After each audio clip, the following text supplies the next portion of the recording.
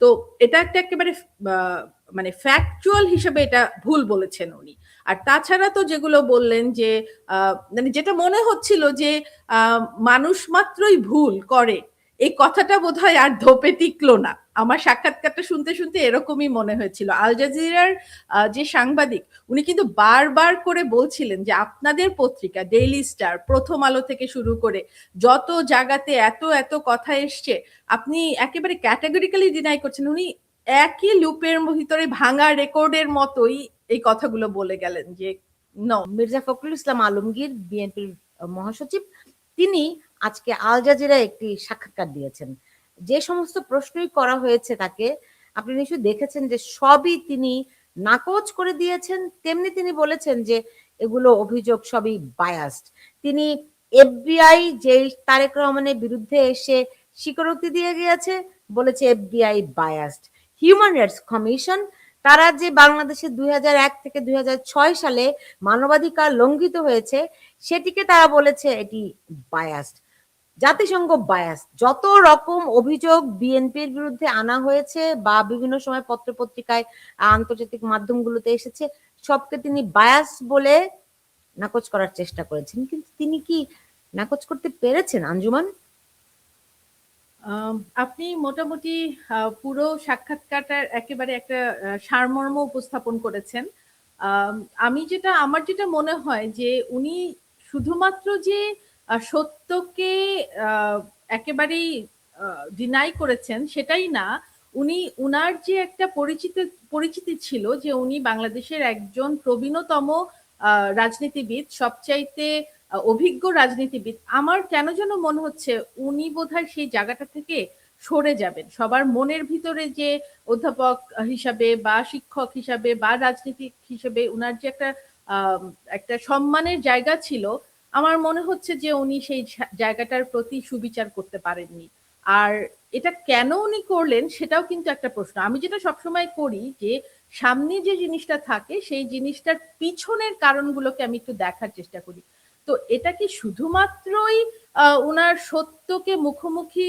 সত্যের মুখোমুখি হতে পারার অপারগতা বলবো, নাকি এটা উনার পদ হারানোর একটা ভীতি থেকে এই কাজটা উনি করেছেন, সেটা কিন্তু আমাদের একটু চিন্তা করা দরকার।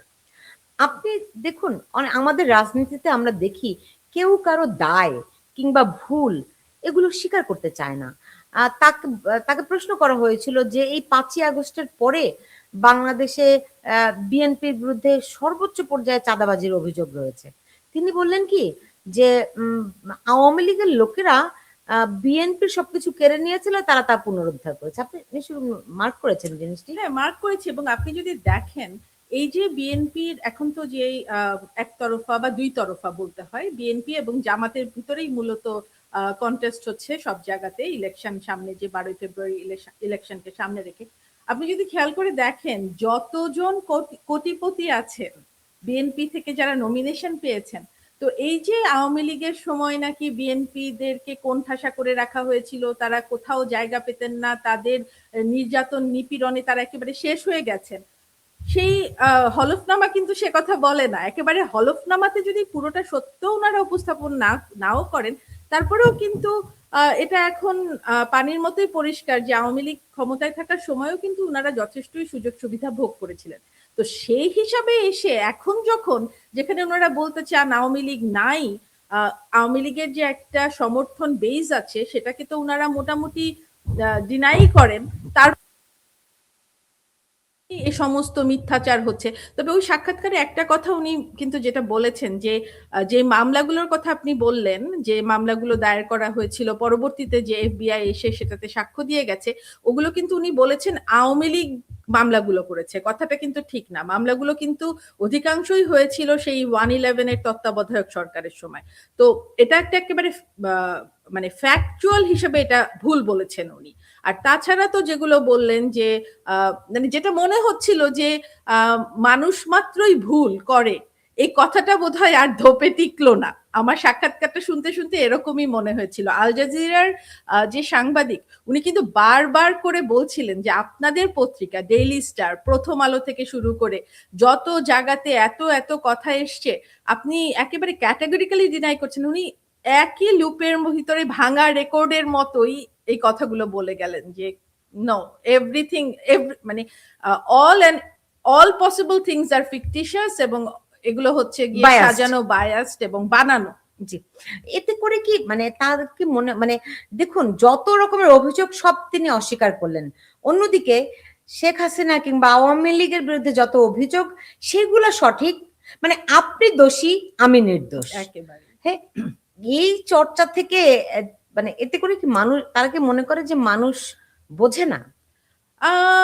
হয়তো তাই, কারণ উনাদের মানে উনারা রাজনীতিবিদ, উনাদের কাছেই মানুষের আশাটা, তাই না, যে উনারা মানুষের জীবনের কথা বুঝবেন, পালস বুঝবেন এবং উনারা মানে সত্য দিয়ে দেশকে আগিয়ে নিবেন। কিন্তু এখানে যেভাবে করে উনি কথাগুলো বলেন, তো এই প্রসঙ্গে আসলে একটু কথা চলেই আসে যে 2 দিন আগে সজীবজের জয়, আল জাজিরার সাক্ষাৎকারটার কথা বলছি না, উনি একটা বইয়ের মোড়ক উন্মোচন বা এরকম একটা অনুষ্ঠানে কিছু কথা বলেছিলেন। তো সেখানে কিন্তু উনি বলেছেন যে এফবিআই কিন্তু তারেক রহমানের বিরুদ্ধে বাংলাদেশে এসে সাক্ষ্য দিয়ে গেছে এবং ওই সাক্ষ্যের ভিত্তিতে কিন্তু তারেক রহমান কনভিক্টেডও হয়েছেন। সুতরাং তারেক রহমানের নানান রকম দুর্নীতি এবং মানে গ্রাফটিং চার্জে ওনার সমস্ত নথিপত্র কিন্তু ইউএস এর কাছে, ইউএস এর স্টেট ডিপার্টমেন্টের কাছে আছে। তো এই কথাটা কিন্তু ওই সময় আমার মনে হচ্ছিল যে এটা কি একটু বেশি কনফ্রন্টেশনাল কথা হয়ে গেল কিনা, কিন্তু এখন তো মনে হচ্ছে যে যেভাবে করে ক্যাটাগরিক্যালি মির্জা ফখরুল ইসলাম ডিনাই করলেন, তো কি বলবো, মানে এখানে আমি স্পিচলেস, এখানে আসলে বলার কিছু নেই। এমনকি এমনও প্রশ্ন করা হয়েছে যে ধরেন এক সময়ে যদি বিএনপি ক্ষমতায় না থাকে, তাদের বিরুদ্ধে যে এই এখন আওয়ামী লীগকে বাতিল করা হলো, ব্যান করা হলো, তাদেরকেও যদি ব্যান করা হয় সেটি অবৈধ হবে কিনা। তিনি কি করে বললেন যে আমি ব্যক্তিগতভাবে আওয়ামী লীগকে ব্যান করার পক্ষে, আমি কোন রাজনৈতিক দলকেই ব্যান করার পক্ষে না, কারণ হচ্ছে এটা কোনো সমাধান বয়ে আনে না। কিন্তু তাহলে কি ওনারা প্রোটেস্টও কি করছেন যে না এই ধরনের ব্যান করা উচিত না, যেখানে এত এত বড় জনসমর্থন আছে একটি দলের, এবং উনি বলেছেন যে জামাতে ইসলামকে ব্যান করার পক্ষেও আমি ছিলাম না, এটা আওয়ামী লীগ করেছে এবং তার ফল তো তারা ভোগ করছে। তো কথাটা হচ্ছে যে ওই ইন্টারভিউয়ার প্রশ্নকর্তা কিন্তু একথাও বলেছিলেন যে তাহলে কি এটা আপনাদের দিকে বুমেরাং হয়ে ফিরে আসতে পারে কিনা। তো উনি মানে আমি জানি না, আমি উনার কাছ থেকে আরেকটু প্রজ্ঞা আশা করেছিলাম, হয়তো আমারই ভুল। না সেই তবে তারেক রহমান নিজে কেন এই সাক্ষাৎকারটি দিলেন না, কেন মির্জা ফখরুল ইসলাম আলমগীরকে প্রশ্ন মানে জর্জরিত করতে দিলেন, কারণটি কি মনে হয় আপনার?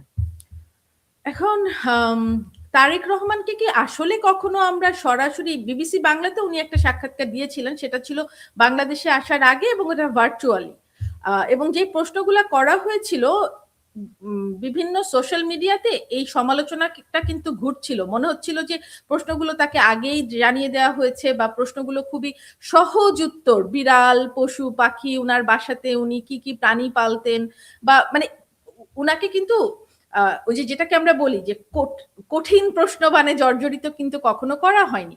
তো সেখানে এবার হয়তো যদি আল জাজিরার সাথে উনি একটি সাক্ষাৎকার দিতেন, হয়তো তাহলে আমরা বুঝতে পারতাম ওনার টেম্পারমেন্টটা, যে উনাকে যখন কঠিন প্রশ্ন করা হয়, এবং একজন স্টেটসম্যানের তো এটা একটা ক্রাইটেরিয়া হওয়া উচিত, তাই না, যে উনি মানে এটাকে ধরা হয় যে যতই আপনি কঠিন প্রশ্নকে ডিফেন্ড করতে পারবেন নিজেকে, বা যথাযথভাবে হ্যান্ডেল করতে পারবেন, উত্তর দিতে পারবেন, আপনি ততটাই দৃঢ়তা দেখাবেন, এবং দৃঢ়তাটা কিন্তু একটা সৎসাহস থেকেও আসে। সুতরাং এগুলো কিন্তু সব একই সুতোয় গাঁথা, যে আপনি কতটা দৃঢ়, আপনার সৎসাহস কতটা, এবং আপনি যে কাজটা করছেন সেই কাজটার পিছনে আউটকাম ভুল হতে পারে, কিন্তু আপনার যে বাংলাতে একটা কথা ছিল নিয়ত, বা হচ্ছে আপনার মানে কোন উদ্দেশ্যে আপনি, আপনার উদ্দেশ্যটা সৎ ছিল কিনা।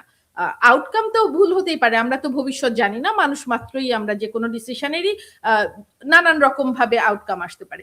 কিন্তু এইখানে উনি, আমার মনে হয় যে তারেক রহমান, এখন পর্যন্ত আমরা তারেক রহমানকে দেখিনি উনি কনভিকশনের সাথে কোনো একটা ইন্টারভিউ বা মানে ফেস করা যেটাকে বলি, সেরকম কিছু আমরা দেখিনি। তো বরং বলতে হবে যে উনি ওনার সবচেয়ে ঝানু পলিটিশিয়ান ওনার দলের, তাকে ঠেলে দিলেন এবং সেখানকার আউটকামটা খুবই অসফল বলবো। মানে এটা হয়তো নেতিবাচক প্রভাব ফেলতে পারে, তবে বিএনপির সমর্থকরা কিভাবে এগুলোকে নেয় সেটাও কিন্তু একটা দেখার বিষয়। কারণ আপনার অডিয়েন্সের কাছে আপনাকে কিভাবে নিচ্ছে। এখন যে হয়তো আমরা ওনাকে জাজ করতে পারি, কিন্তু হয়তো এই কথাগুলো মানে এটা একটা ভাবার বিষয়। বিএনপির সমর্থকদেরও একটু চিন্তা করা উচিত যে এই যে 2001 থেকে 2006 নানান কথা, হাওয়া ভবন থেকে শুরু করে ডেইলি স্টার, প্রথম আলো সহ নানান পত্র পত্রিকায়, বা ডেইলি স্টার প্রথম আলোকে হয়তো ফখরুল ইসলাম বায়াসড বললেন, কিন্তু অন্যান্য পত্রিকাতেও তো এসছে, তাই না? তো এত কিছু যে অভিযোগ, মিস্টার 10% শুনেছি। আবার আমি তো তখন দেশে ছিলাম না পুরোটা সময়, তো আমি দূর থেকে শুনতাম আর কি, যে এমনও নাকি কথা রটেছিল যে ভিক্ষুকদের উপার্জন থেকেও 10% হাওয়া ভবনে যেত।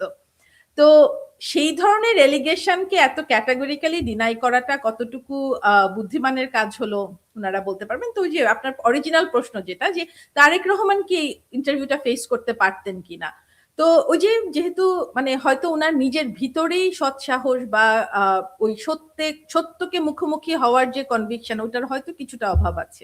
তবে মির্জা ফখরুল ইসলাম আজকে সততার সঙ্গে একটি কথা বলেছেন যে তারা সেকুলারিজমে বিশ্বাস করে না। এটি তো শুরু মানে বিএনপির প্রতিষ্ঠাই হয়েছে ধর্মভিত্তিক রাজনীতির মধ্য দিয়ে, যে কারণে সাবেক রাষ্ট্রপতি জিয়াউর রহমান, বিএনপির প্রতিষ্ঠাতা, তিনি সংবিধান থেকে ধর্মনিরপেক্ষতা শব্দটি বাদ দিয়েছিলেন। আজকে কিন্তু মির্জা ফখরুল সেটি আবার নতুন করে স্বীকারও করেছেন যে তারা সেকুলারিজমে বিলিভ করে না। হ্যাঁ, ওটা উনি বলেছেন, কিন্তু স্বভাবজাত ভাবে একেবারে ঘুরিয়ে পেঁচিয়ে বলেছেন নানান ভাবে, এবং উনি আবার সেই ক্যাটাগরিক্যালি ডিনায়াল মোডে ছিলেন যে মাইনরিটির উপরে কোনো রকম নির্যাতন নিপীড়ন হচ্ছে না। এবং যেই কথাটা মনে হলো যে উনি ডক্টর ইউনূসকে মিরর করলেন, মানে একেবারে প্রতিধ্বনি করলেন যে ওগুলো, বা অ্যাকচুয়ালি ডক্টর ইউনূস শুধু না, আপনার ডক্টর ইউনূসের যে প্রেস সচিব, তিনিও যখন আল জাজিরার সাথে একটা সাক্ষাৎকার দিয়েছিলেন, তো সেই সাক্ষাৎকারেও কিন্তু ওই প্রেস সচিব, কি যেন নাম তার, শফিকুল ইসলাম, তো উনিও কিন্তু বলেছিলেন যে বাংলাদেশে যে সমস্ত মাইনরিটির উপরে যে ধরনের নিপীড়ন, নির্যাতন, অবিচার হচ্ছে, সেগুলো আসলে criminal act, not communal act. তো আজকেও এই মির্জা ফখরুলের কাছে ওই কথাটাই কিন্তু শুনলাম, উনিও বললেন যে ওগুলো ক্রিমিনাল, নট কমিউনাল।